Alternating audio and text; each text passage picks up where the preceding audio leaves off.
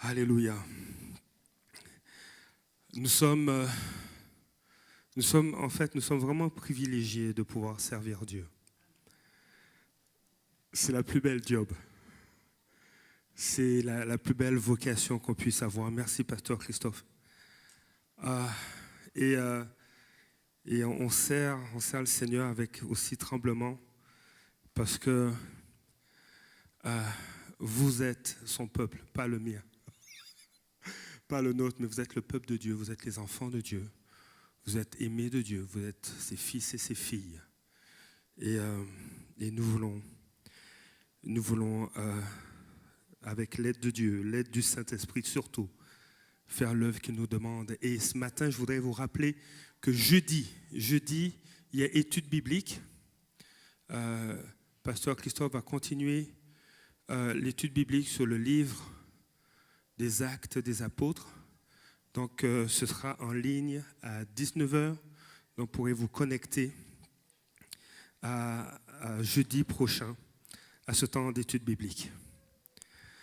Alléluia. Waouh! Ce matin, je vais vous partager quelque chose qui a longtemps incubé dans mon cœur.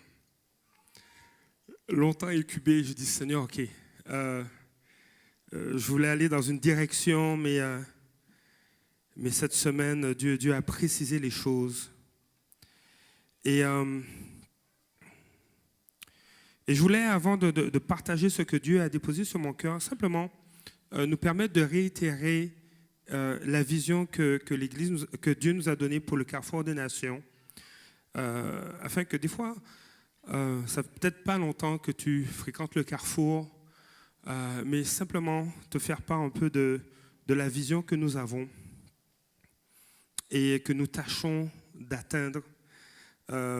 Cette vision et même la mission du Carrefour, vous pouvez prendre le temps de lire ces informations sur nos sites internet. Mais simplement, en préambule, je voulais mentionner ceci, que notre Église existe, le Carrefour des Nations existe, pour que les gens expérimentent Dieu. Et pour nous, expérimenter Dieu, c'est connaître Jésus. Connaître qui Jésus est. Jésus est venu nous montrer le Père. Jésus est le Logos, c'est la parole. Donc vraiment, expérimenter Dieu à travers tout ce que la parole de Dieu nous enseigne. Et nous croyons que c'est connaître Jésus, mais c'est aussi le faire connaître par la puissance du Saint-Esprit.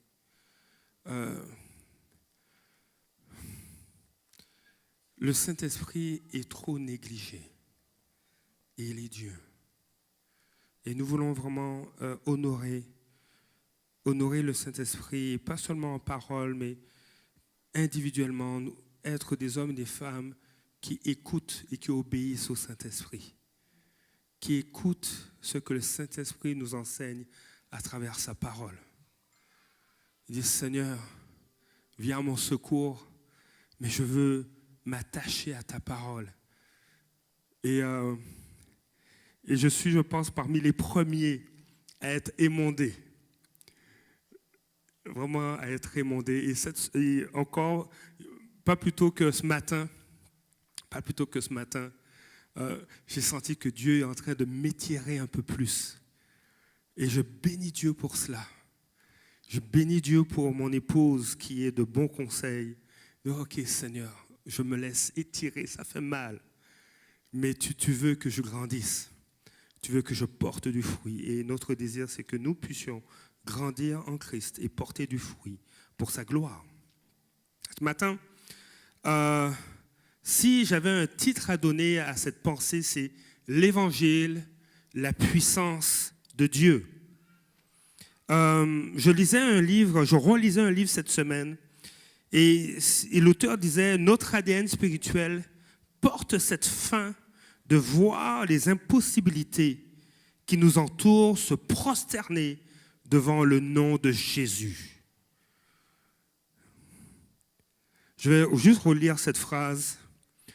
Notre ADN spirituel porte cette faim de voir les impossibilités qui nous entourent se prosterner devant le nom de Jésus. Et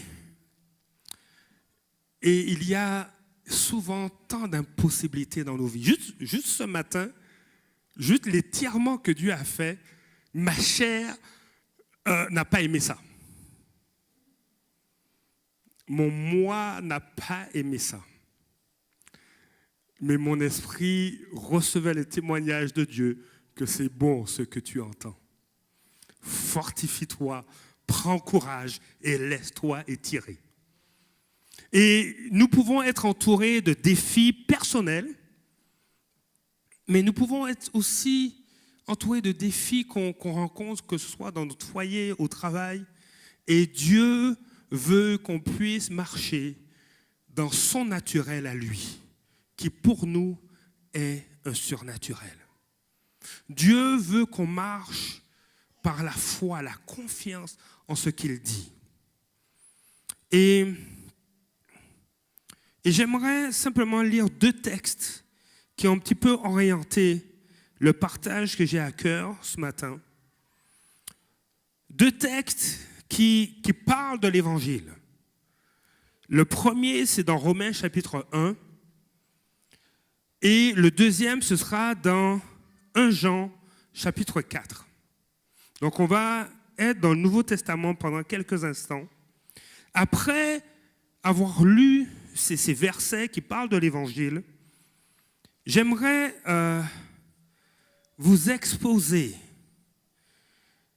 la puissance de l'Évangile, la puissance de l'œuvre de Jésus à la croix, la puissance de l'œuvre de sa résurrection, l'impact que sa résurrection a eu à travers l'histoire d'un homme dans l'Ancien Testament. Je vais vous parler tantôt de Joseph, parce que je crois qu'il est, à certains égards, un type de Christ. À certains égards, il illustre ce que Jésus est venu faire. Et je pense que son vécu peut nous inspirer à saisir des aspects de l'œuvre de Jésus dans nos vies. Alors, le premier texte que je vais lire dans Romains chapitre 1, c'est à partir du verset 16, et je fais une lecture dans la version Semeur, qui dit, et c'est Paul qui parle à l'église de Rome, car je n'ai pas honte de l'évangile. C'est la puissance de Dieu par laquelle il sauve tous ceux qui croient, les Juifs en premier lieu et aussi les non-Juifs. En effet, cet évangile nous révèle en quoi consiste la justice que Dieu accorde. Elle est reçue par la foi et rien que par la foi. Comme il est dit dans l'Écriture, le juste vivra grâce à la foi. Tu n'as rien à monnayer, tu n'as rien à débourser que ta foi. Faire confiance en l'œuvre que Jésus a accomplie. L'évangile, c'est cette bonne nouvelle que Dieu n'envisageait pas l'éternité sans les êtres humains et qui voulait les réconcilier avec lui. L'évangile, c'est cette bonne nouvelle que Jésus, Dieu fait homme, est venu prendre le châtiment qui devait nous réconcilier avec Dieu. Cet évangile, c'est Jésus, oui, crucifié, mais ressuscité. Et c'est parce qu'il est ressuscité que nous sommes sauvés.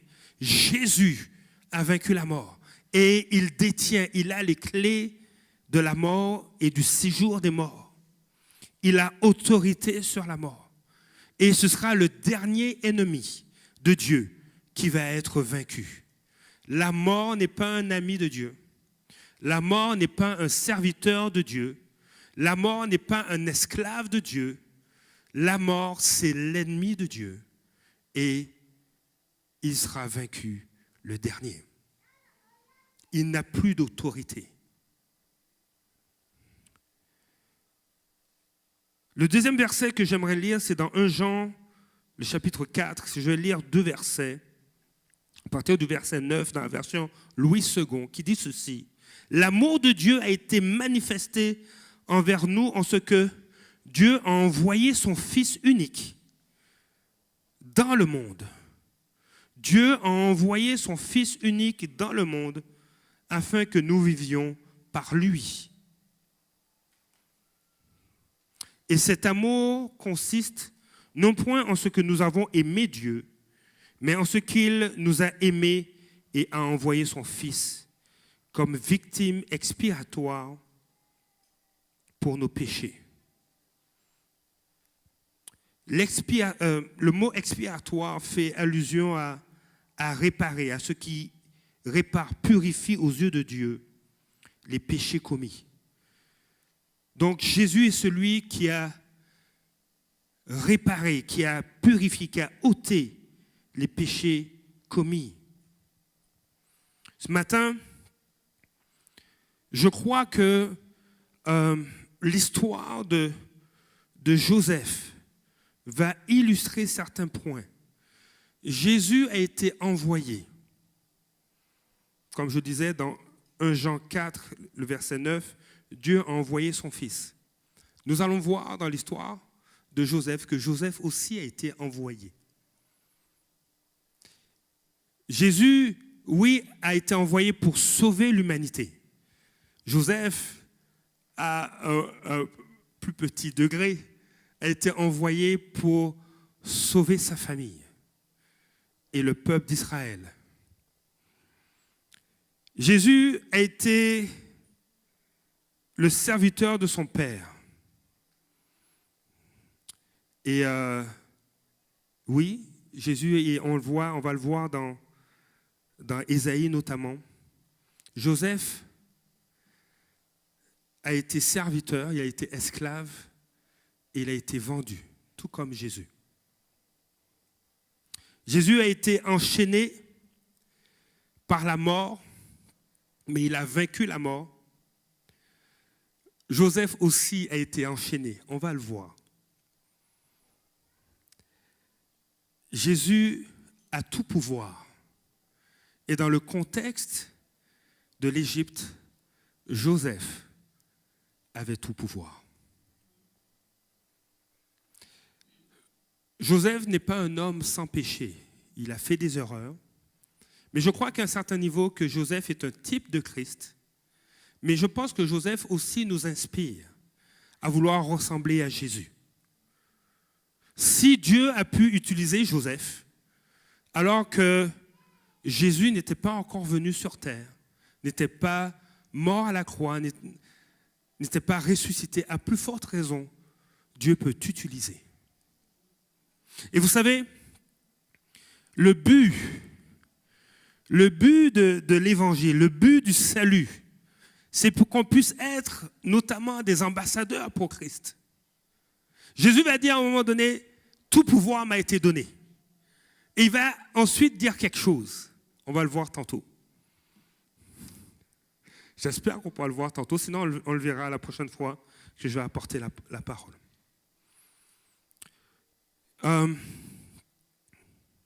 Je crois qu'en Jésus-Christ, nous avons accès à tout.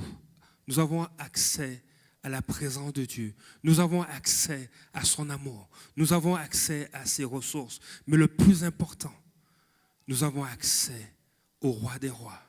Nous avons accès au Dieu Tout-Puissant. Nous avons accès à connaître notre identité et à connaître Dieu. Et il était important que Jésus soit envoyé sur terre. Vous savez,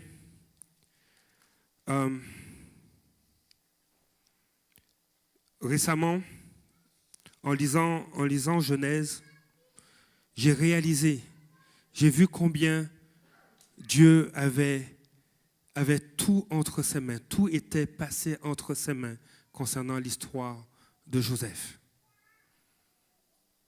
Je vous dis que Joseph a été envoyé, mais quand on lit Genèse, notamment au chapitre 39, on réalise que Joseph ne semble pas avoir été envoyé, il semble avoir été vendu.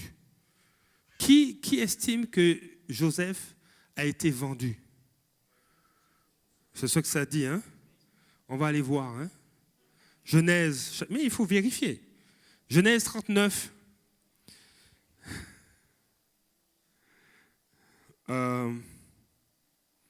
Genèse 39, verset 1.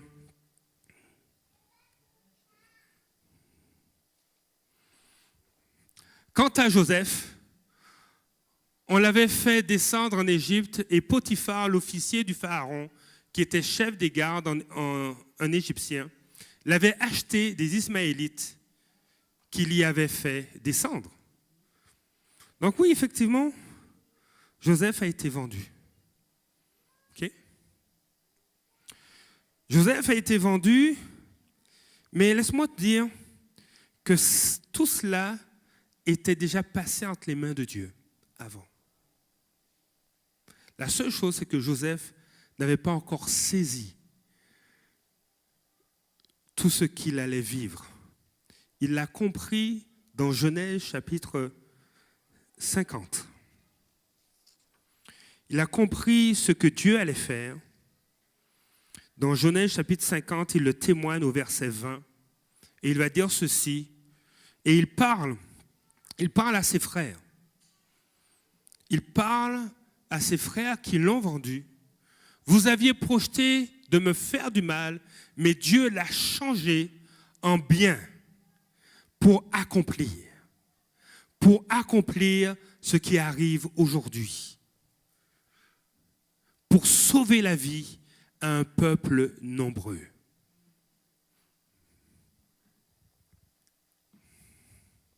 Dieu a des projets pour toi. Et des fois, en ce moment, tu ne vois pas, tu n'as même pas l'impression que c'est Dieu qui permet cela. Mais il y a des projets pour toi parce qu'il veut accomplir ces projets dans ta vie afin de sauver des gens autour de toi. Nous ne sommes pas appelés à être des spectateurs. Joseph n'a vraiment pas été un spectateur. Il a été une victime. Mais en quelque part, on le voit dans ce verset que j'ai lu, c'est qu'il a compris que Dieu a changé en bien tout le mal qu'on a voulu lui faire parce qu'il y avait une mission, il y avait une vision que Dieu voulait accomplir à travers lui. Et des fois, on vit des moments difficiles, des épreuves. Mais je pense que des fois, c'est bon de s'arrêter, de dire, Seigneur, j'ai besoin de vivre une mise à jour, de voir dans tout le chemin que je suis en train de parcourir où je me situe. J'ai besoin de rentrer dans ce principe de la navigation. Je suis où là? Qu'est-ce qui se passe? Seigneur, pourquoi c'est si difficile en ce moment? Seigneur, pourquoi les portes ne s'ouvrent pas? Pourquoi il y a cette situation dans ma vie? Et Joseph a vu la main de Dieu le conduire tout au long des épreuves qu'il a connues pour conclure que Dieu avait changé le mal qu'on voulait lui faire en bien. Mais nous allons regarder un verset dans un autre livre de la Bible qui expose effectivement que Dieu avait envoyé Joseph. C'est le psaume 105.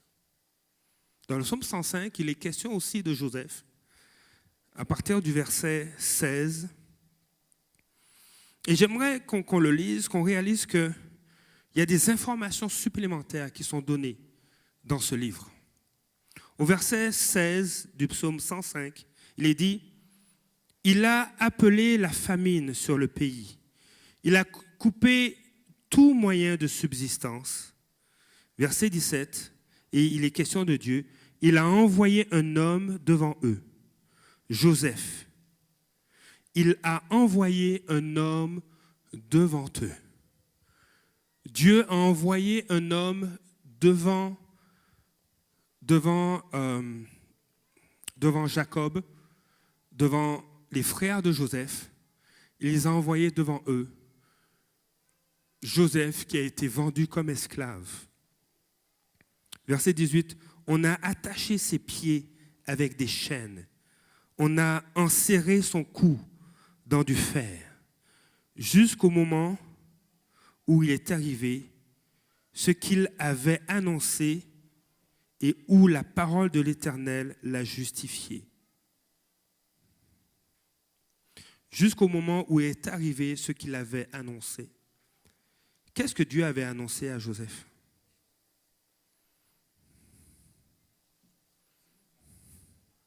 Que ses frères allaient l'adorer?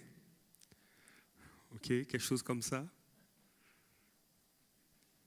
Alors, de un, Dieu a envoyé Joseph, on le voit dans le psaume 105. De deux, Dieu avait annoncé à Joseph ce qui allait se passer. Joseph ne l'a pas compris, si ce n'est vers la fin, dans Genèse 50. Et à un moment donné, je pense qu'il a saisi. Mais dans Genèse 37, on voit Joseph raconter 2 songes qu'il a eus. Dieu parle, Dieu a parlé. Dieu préparait ce qui allait s'en venir. Simplement, Joseph n'a pas compris. Et ses frères non plus. Et son père non plus.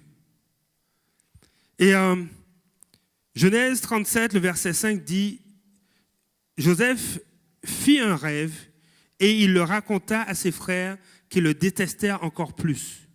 Il leur dit, écoutez donc le rêve que j'ai fait. Nous étions en train d'attacher des gerbes au milieu des champs, et voici que ma gerbe s'est dressée et est même restée debout. Vos gerbes l'ont alors entourée et se sont prosternés devant elle. Deuxième songe, Genèse 37, le verset 9. Joseph fit encore un autre rêve et il le raconta à ses frères et il dit, j'ai fait encore un rêve, le soleil, la lune et 11 étoiles se prosternèrent devant moi. Au lieu d'aller demander à Dieu, Seigneur, qu'est-ce que c'est? Il est allé raconter ce qu'il ne comprenait pas encore. Et on peut tirer toujours une leçon de cela. Dieu va te parler à travers sa parole, tu peux faire un songe, mais si Dieu te parle, si tu as un songe, demande-lui, Seigneur, aide-moi à comprendre. Et c'est drôle, c'est que Joseph n'a pas pu interpréter ces 2 songes. Mais on a connu Joseph comme l'homme qui interprète les rêves. Vous savez, j'ai dit à quelqu'un, des fois, Dieu se glorifie de nos faiblesses.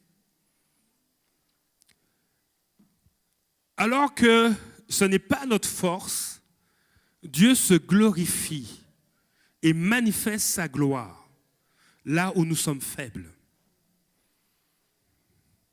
Joseph n'a pas pu interpréter ses rêves, mais il a interprété le rêve de ces 2 fonctionnaires qui ont été en prison avec lui. Et il a interprété les 2 rêves que Dieu avait donnés au Pharaon, au roi d'Égypte. Et Joseph va reconnaître, il va le dire, ce n'est pas moi. Ce n'est pas moi qui ai le pouvoir d'interpréter. Ce n'est pas moi qui interprète les songes, mais c'est Dieu qui le fait. Parce qu'il sait qu'il n'avait pas pu interpréter ses propres songes qu'il avait reçus.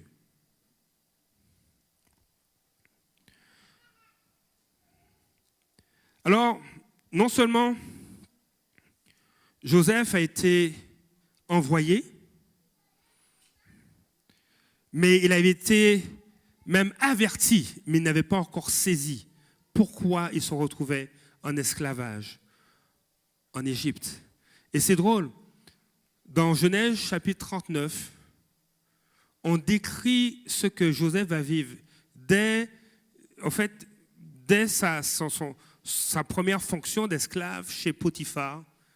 la faveur de Dieu va être sur sa vie. Et tout va prospérer entre ses mains. Au point que Joseph va être dans la maison de Potiphar. Il va gérer tous les biens de cet homme sans que cet homme ne lui demande des comptes. Et quand il va être accusé à tort, il va se retrouver en prison.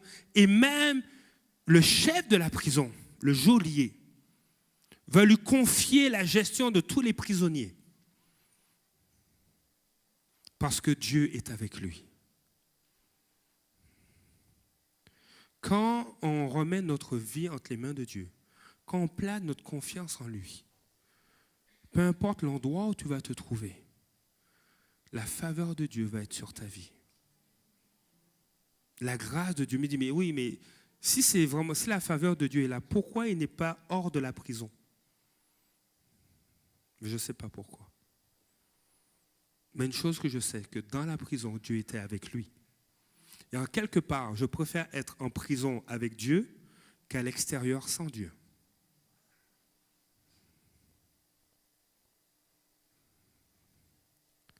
Et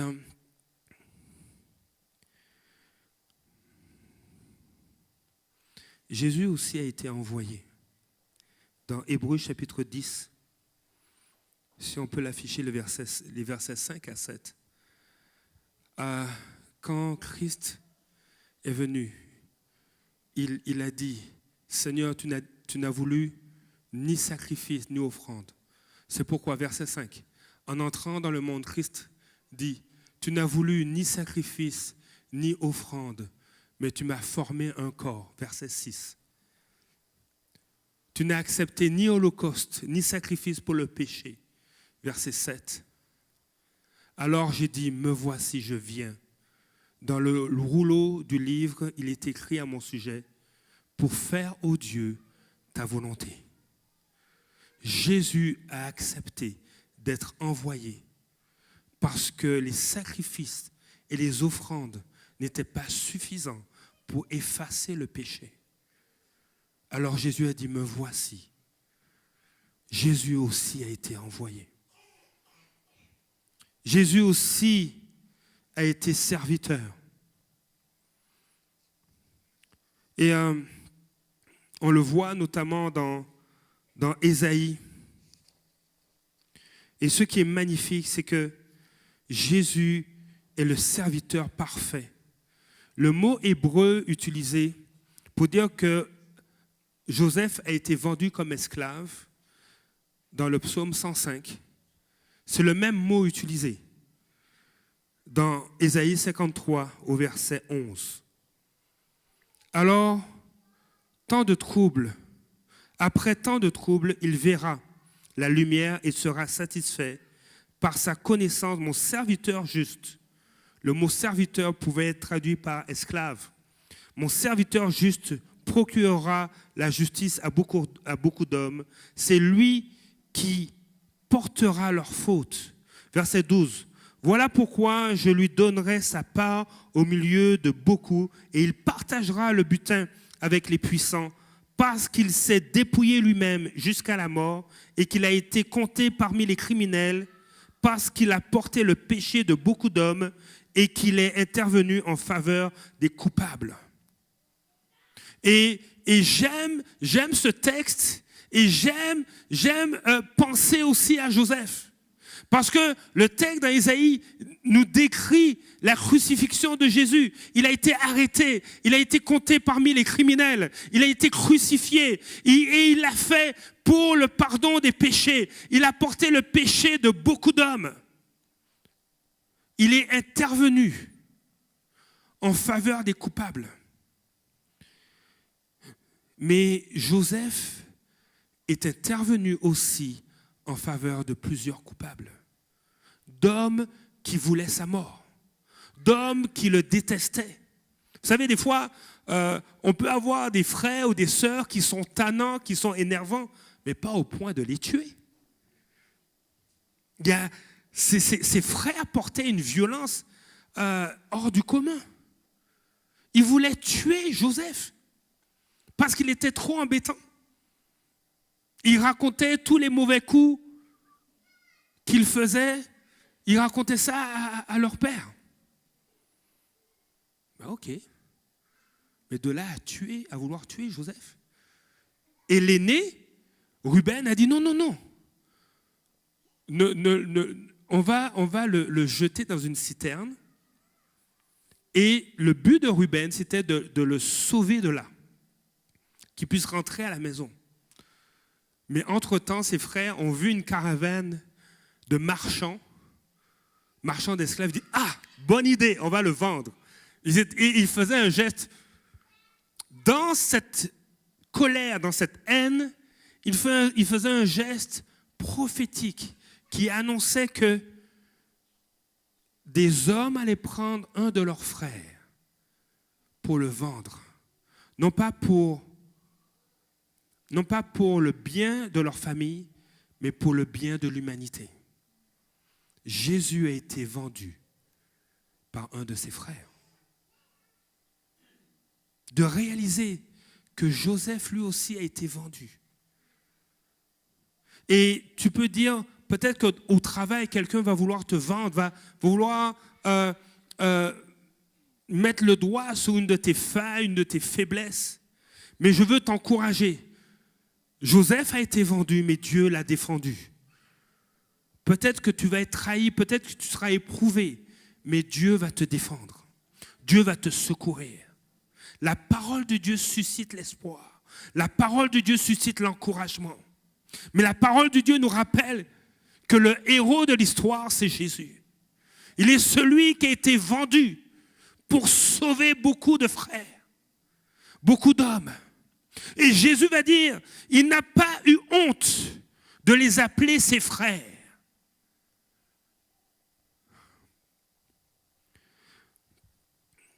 J'aime l'histoire de Joseph parce qu'il y a du concret. Jésus est 100% homme. Être trahi, ça blesse, ça peine. Imagine que Brian se fasse vendre par Kim. Vous connaissez Kim?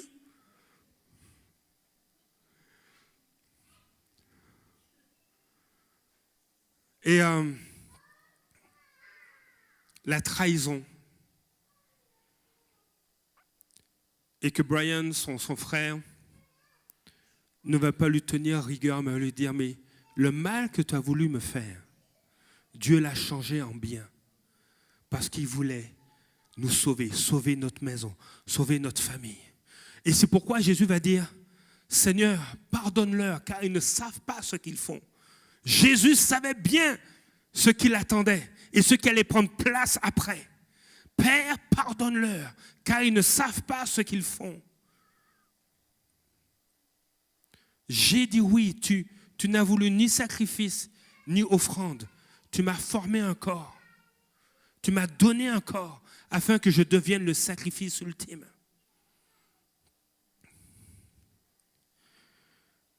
Je vous ai dit que Jésus a été enchaîné et dans Genèse, dans le psaume 105, dans le psaume 105, il est fait mention que Joseph aussi s'est retrouvé sous des chaînes. Au verset 18, on a attaché ses pieds avec des chaînes, on a enserré son cou dans du fer.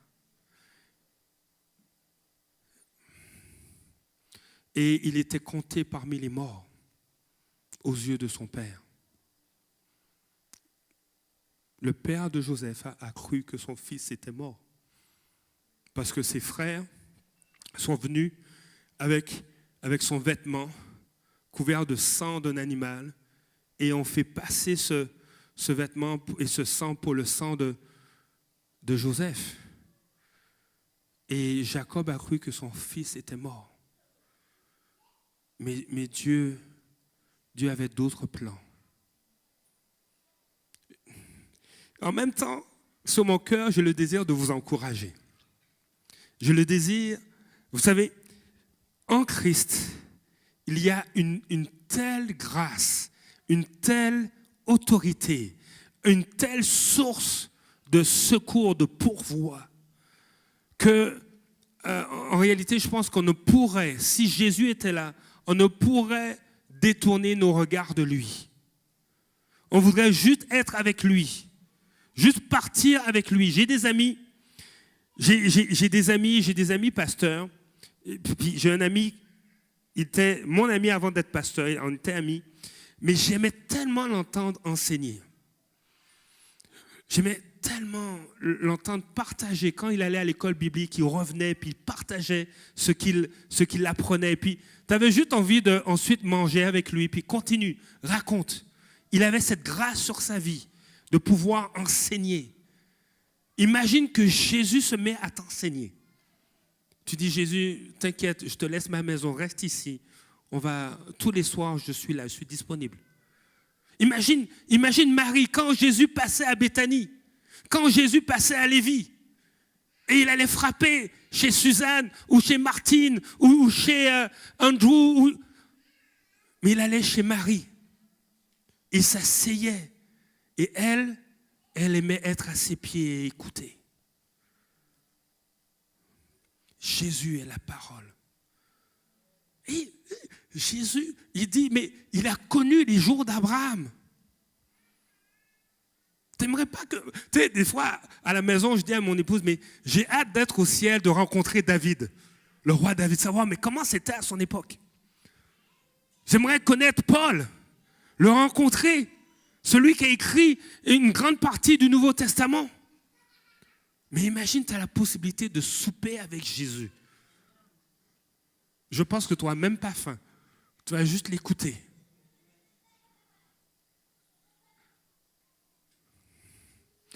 Jésus est allé chez Pierre. Il avait l'habitude d'aller chez Pierre, à Capernaum. Et un jour, ou peut-être un soir, ou un dimanche midi, il est allé chez Pierre. Et qu'est-ce qui s'est passé? Il se rend compte que la belle-mère de Pierre est malade, fait de la fièvre. Ok, on va manger, puis on va donner une coupe de Tylenol, ça va aller. Est-ce que c'est ça qu'il a fait? Non. Il est venu, il a menacé la fièvre, elle a été guérie. Elle s'est levée, puis elle a fait à manger. T'imagines, Jésus vient chez toi, il y a quelque chose qui ne va pas. Tu ne penses pas qu'il va l'adresser? Et après, te dire, Seigneur, reste chez moi. Non pas parce que tu me guéris ou tu pourvois à mes besoins, mais parce que tu es Dieu, reste. Comme les disciples sur le chemin d'Emmaüs, sur le chemin pour Val-Bélair, sur le chemin vers Montréal. Et tu arrives à une halte routière, il y a quelqu'un qui vient te parler et dit, mais qu'est-ce qui se passe? Dit, mais t'as pas entendu les nouvelles sur Instagram ou sur Twitter? Non, sur quoi? Sur X ou à la radio? Dit, quelle nouvelle? Mais celui qui était supposé être le Messie, il est mort. Ça va pas, on est triste. Et là, cette personne se met à te raconter que le Messie devait mourir. Puis là, tu écoutes, et puis ton cœur commence à revivre. Waouh.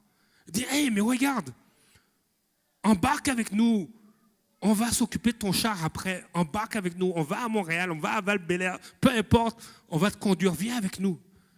Et il embarque dans ton char, il continue à te raconter. Il embarque dans ta voiture et il raconte. Il passe par les prophètes. Il parle de ce que Moïse a dit concernant le Messie. Et comme il est écrit dans Luc chapitre 24, les yeux de ces personnes s'ouvrent. Leur cœur se met à battre. Et il dit, mais viens manger à la maison. Il se fait tard. On est rendu à Val-Bélair. Ça a pris du temps, mais ce n'est pas grave. On était peut-être en pleine tempête de neige, je ne sais pas. On est rendu à Montréal. Et là, viens, passe à la maison. Et alors qu'il dit oui, il rentre. Il dit, mais on va prendre du pain. Il casse le pain, il rend grâce. Leurs yeux s'ouvrent et ils réalisent que c'est Jésus. Il dit, maïe, on a pris du temps pour le réaliser. Notre cœur ne battait-il pas en dedans de nous quand il nous parlait. Et tu es prêt à affronter à nouveau la tempête de neige si tu es à Val-Bélair, puis tu dois venir au centre-ville pour dire, mais, hé, on a vu Jésus, on lui a parlé.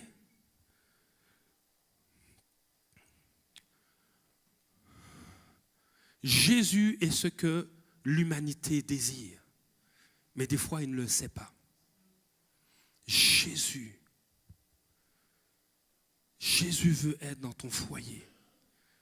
Il marche avec toi quand tu es dans ton char, il est tard. Il est là, à côté de toi.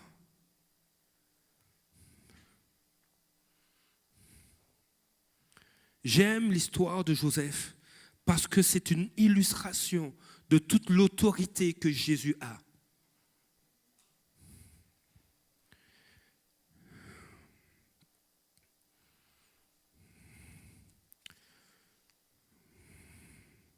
Dans Genèse 41, et je vais terminer avec ça, dans Genèse 41, au verset 44, imagine, je suis sûr qu'on ferait une trilogie où on ferait toute une série de films avec l'histoire de Joseph, et puis le dernier film serait en 3 parties, comme c'est la mode en ce moment, tellement c'est riche. Un esclave qui devient le numéro 2 d'une nation. C'est le vice-premier ministre du Canada. Un pouvoir. Regardez ce qui est écrit. Alors, le contexte, Joseph, j'ai besoin, est-ce qu'il y a, j'aimerais quelqu'un, il va jouer, oui, Prince Emmanuel, viens, il va jouer Joseph, ok? Est-ce que vous êtes d'accord avec ça? Ok. Alors, Prince Emmanuel, tu vas t'asseoir ici, première marche. Alors, c'est Joseph, il est en prison. Et il a eu des... Et, ok, on va avoir 2 autres acteurs là. Oui, viens avec ta sœur.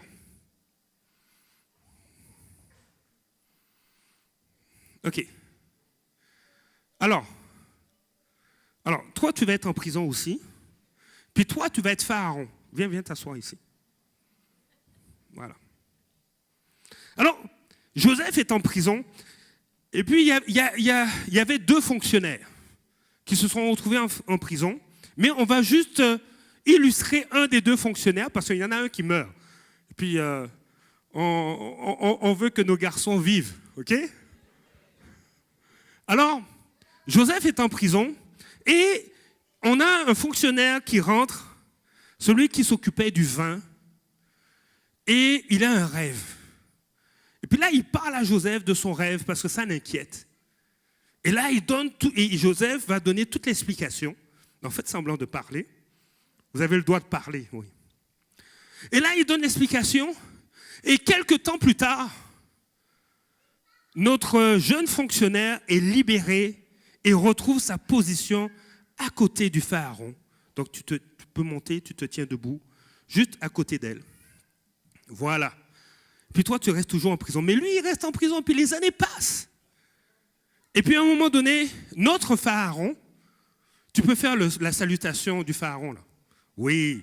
Notre pharaon fait 2 rêves. Et c'est traumatisant. Et tu es triste, tu es inquiète, tu ne comprends pas tes rêves. Tu peux faire ça. Fais semblant d'être triste. Oui, voilà. Et là, elle parle, le pharaon parle à ses employés, à ses fonctionnaires, et dit, mais voici, j'ai fait des rêves, il me faut l'explication. Et personne ne peut donner l'explication au pharaon. Mais notre jeune ami se souvient de Joseph et dit au pharaon, je connais quelqu'un. Tu peux dire, je connais quelqu'un. Je connais quelqu'un. Il s'appelle Joseph. Il s'appelle Joseph. Il est en prison. Il est en prison. Et il a raconté la signification de mon rêve. Et là, le pharaon dit, ah oui? Ah oui, Et tu m'as dit, faites-le venir. faites-le venir. Alors, ils prennent Joseph, ils le rasent, ils le lavent, ils l'habillent en Nike, tout beau, tout beau, tout beau. Et là, il se présente devant le pharaon et il explique le rêve, les deux rêves et leur signification au pharaon. Et là, après cela, tu peux te mettre à sa gauche. Mets-toi à sa gauche. Ouais, voilà. Après cela, il dit, Dieu vous a expliqué ce qu'il va faire, ce qui va arriver. Il vous a prévenu. Et voici mon conseil. Prenez tel pourcentage des récoltes et gardez cela, de sorte que quand les 7 années de famine vont arriver, vous aurez de quoi nourrir le peuple. À cette époque-là, je fais une parenthèse, le pharaon n'était pas propriétaire des terres de l'Égypte. Mais à cause de cette famine, de tout ce qui va arriver, il va être propriétaire de toutes les terres. Et là, le pharaon va parler à Joseph. Et alors, je me fais l'interprète, ok? Parce que tu parles égyptien. Puis là, je parlais en français. Genèse 41, verset 44. Il dit encore à Joseph, c'est moi qui suis le pharaon. Tu peux bouger la main comme ça. C'est moi qui suis le pharaon, mais sans ton accord, personne ne lèvera la main, ni le pied dans tout l'Égypte. Personne ne lèvera la main, ni le pied dans toute l'Égypte.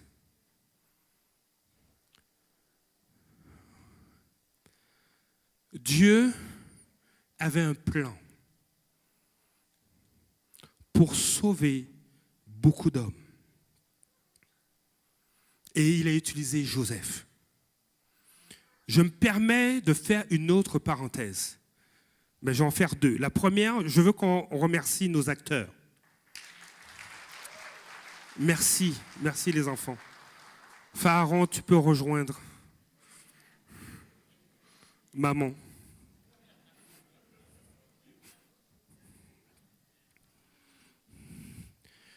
Je ferme cette parenthèse. L'autre parenthèse que je fais, Dieu veut t'utiliser.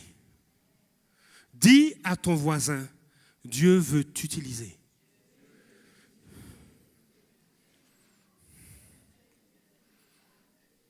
Et répond, oui, Dieu veut m'utiliser.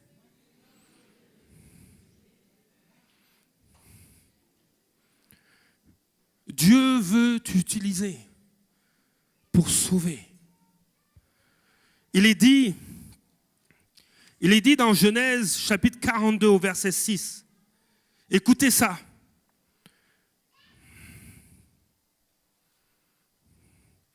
Quant à Joseph, il exerçait le pouvoir sur le pays.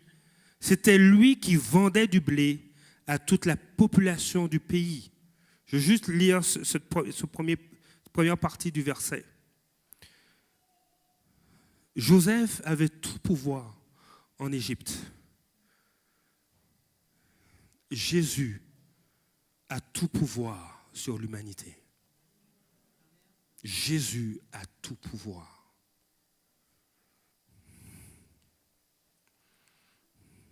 Deux passages. Il y a plusieurs textes qui parlent de l'autorité de Jésus, mais j'en ai retenu juste deux. Jean chapitre 10, le verset 18. Jésus se présente comme le bon berger.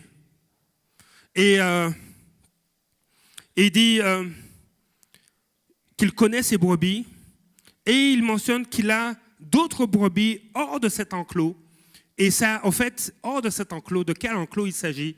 C'est d'Israël, hors de cet enclos, il y a d'autres brebis. Ce sont les non-juifs. C'est nous. Et au verset 17, Jésus va dire, le Père m'aime parce que je donne ma vie pour la reprendre ensuite. Verset 18, personne ne me l'enlève, mais je la donne de moi-même. J'ai le pouvoir de la donner et j'ai le pouvoir de la reprendre. Tel est l'ordre que j'ai reçu de mon Père. En tout cas, je l'ai déjà mentionné, mais avoir le pouvoir de donner, c'est une chose. Ok? Et on voit dans les épîtres, justement, on dit certaines personnes vont donner leur vie pour une cause, ils vont mourir ou pour sauver des gens. C'est une chose de donner sa vie, c'est déjà waouh. Mais c'est autre chose de pouvoir la reprendre. Moi, j'en ai pas encore vu un qui est capable de reprendre sa vie. En tout cas, les fils d'actualité n'ont aucune info à ce niveau-là. Quelqu'un qui a pu reprendre sa vie? Non. J'ai le pouvoir de la donner. On a, je pense, tous le pouvoir, à un certain niveau, on peut donner notre vie. Mais pouvoir reprendre ta vie après l'avoir donnée, c'est autre chose. Et c'est l'ordre que Jésus a reçu du Père.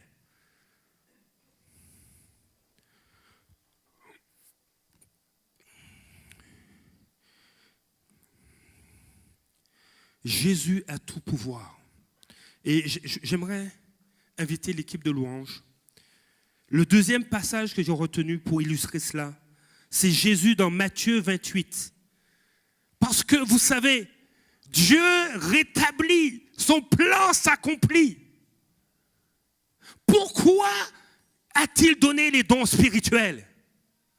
Pourquoi le Saint-Esprit distribue les dons spirituels? Pourquoi le Saint-Esprit te donne des visions? Pourquoi Jésus t'a sauvé? Oui, il y a une bénédiction qui t'est personnelle, c'est pour toi. Mais il y a une autre bénédiction qui est, moi je crois, encore plus grande. C'est pour pouvoir emmener plusieurs à la connaissance de Jésus. Et Matthieu 28 est vraiment un beau résumé. Matthieu 28, à partir du verset 18, Jésus s'approcha et leur dit, « Oh Seigneur, je veux m'approcher de toi et je veux que tu t'approches et que tu me parles. » Jésus s'approcha et leur dit, « Tout pouvoir m'a été donné dans le ciel et sur la terre. » Le livre de l'Apocalypse nous fait allusion à l'agneau immolé qui a autorité dans le ciel, sur la terre et sous la terre. Il a autorité, mais nous avons besoin de nous rappeler que Jésus a tout pouvoir. Tout pouvoir m'a été donné dans le ciel et sur la terre. Le début du verset 19, allez donc.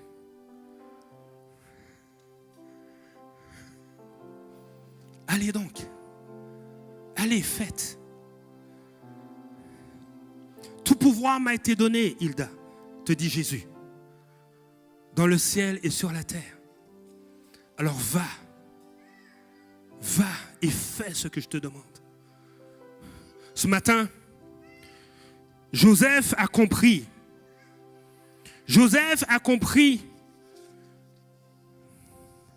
que le mal qu'on voulait lui faire, Dieu l'a changé en bien. Il a compris à un moment donné, mais il a compris que Dieu avait des plans et les accomplissait à travers sa vie. Il a fallu ses frères, il a fallu ses Ismaélites, il a fallu Potiphar, il a fallu la femme de Potiphar, il a fallu le geôlier, il a fallu les deux fonctionnaires. Il a fallu que Dieu donne un songe à Pharaon. Il a fallu que les magiciens, les scientifiques ne puissent pas donner d'explication à ces songes-là. Tu vois tout ce que Dieu a mis en place pour Joseph. Et Dieu met des choses en place pour ta vie. Il a placé Jésus. Et il te dit ce matin, il te dit ceci ce matin.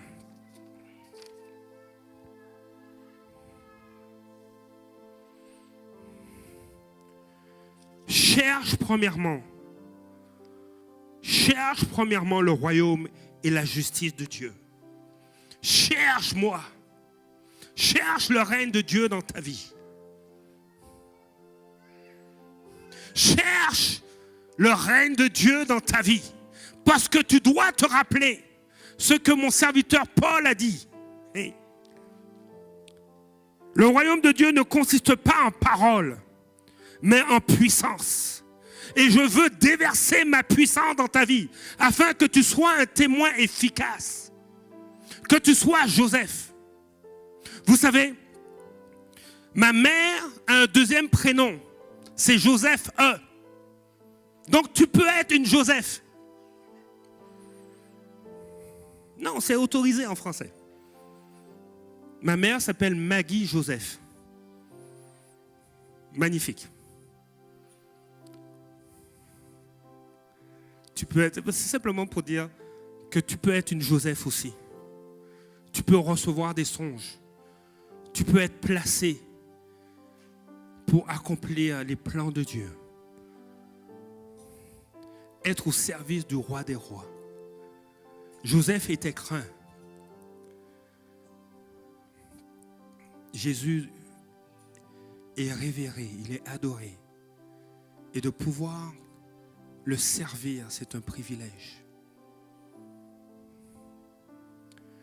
Mais laisse Jésus être Joseph dans ta vie aussi.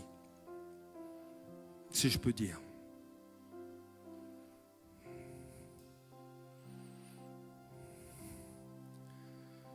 Joseph est intervenu à une période de l'histoire de l'Égypte et du Moyen-Orient. Une période où ces nations étaient touchées par la famine.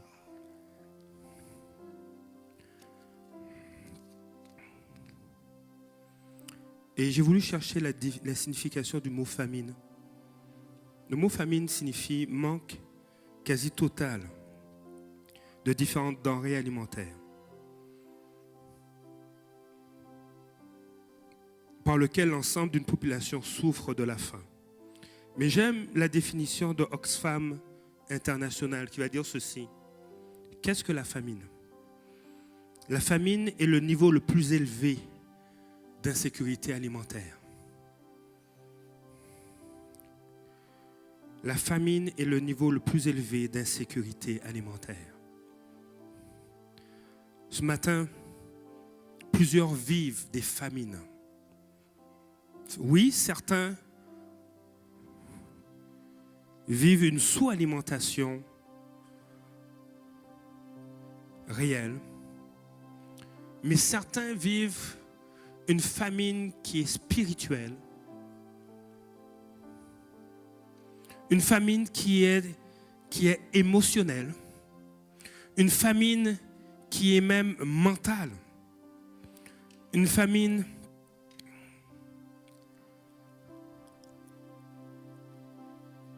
qui est physique, une famine dans ta santé. Et je n'avais pas compris la définition de la famine avant d'avoir lu ce que Oxfam International a écrit. La famine est le niveau le plus élevé d'insécurité alimentaire, tant en termes d'ampleur que de gravité.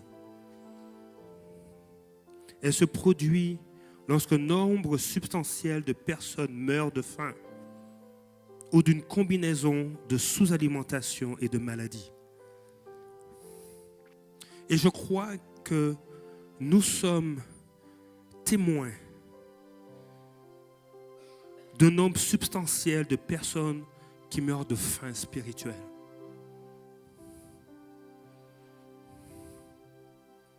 Mais il y a d'autres combinaisons. Sous-alimentation, maladie. Et Dieu veut être comme Joseph dans ta vie.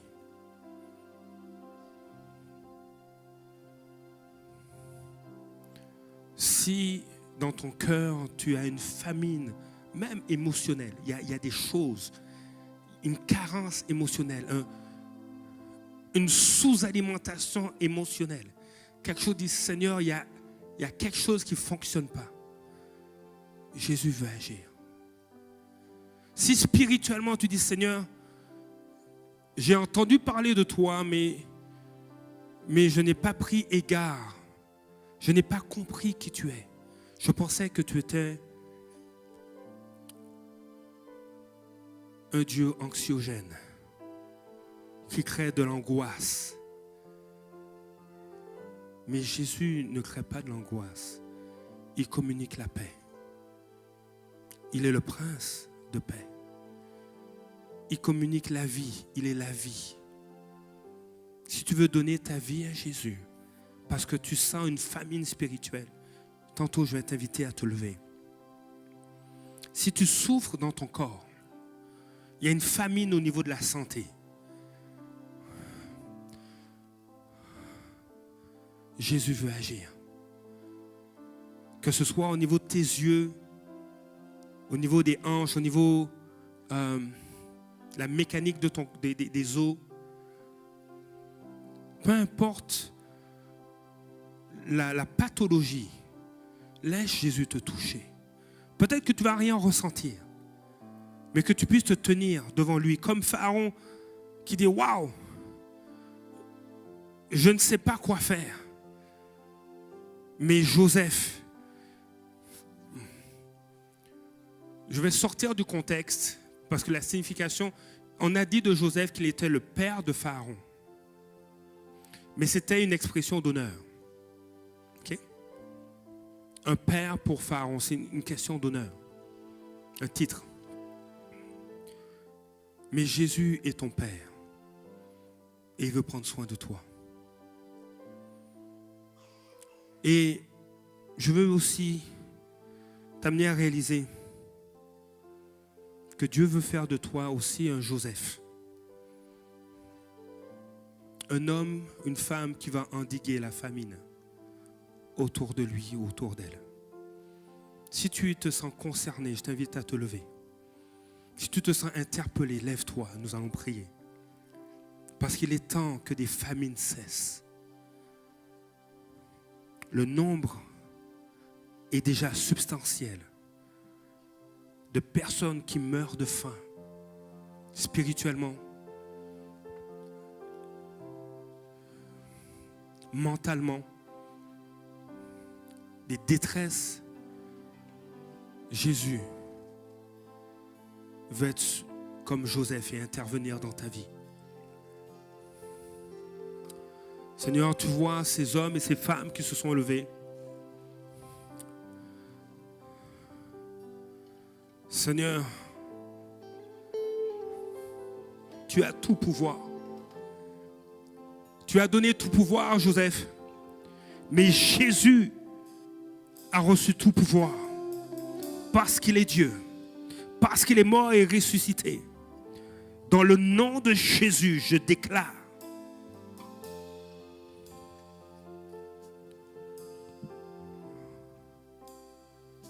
que tu pourvois maintenant face à chacune des formes de famine qui peut être vécue en ce moment.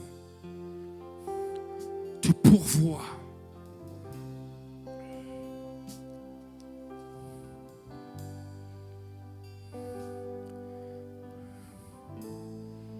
Ils sont venus chercher Joseph. Ils sont venus le chercher là où il est. Nous n'avons pas besoin d'aller chercher Jésus dans un tombeau parce qu'il est vivant, parce qu'il est au ciel, parce qu'il est auprès du Père et qu'il intercède pour nous. Nous n'avons pas besoin d'aller dans un tombeau, mais nous avons simplement besoin d'aller dans sa présence. Nous avons simplement besoin de lui parler, de crier à lui, d'ouvrir les portes, la porte de notre cœur, Dans le nom de Jésus, Nakoba. Maintenant, tu brises les chaînes de la maladie. Tu brises les chaînes. Ce qui était comme un garrot dans ton corps et qui empêchait une saine circulation du sang. Je prie pour les maladies liées au sang ou à la circulation sanguine dans le nom de Jésus. J'appelle maintenant une restauration.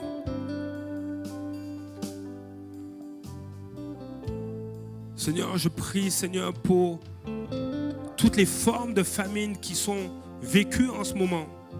Seigneur, je prie que tu agisses toi-même.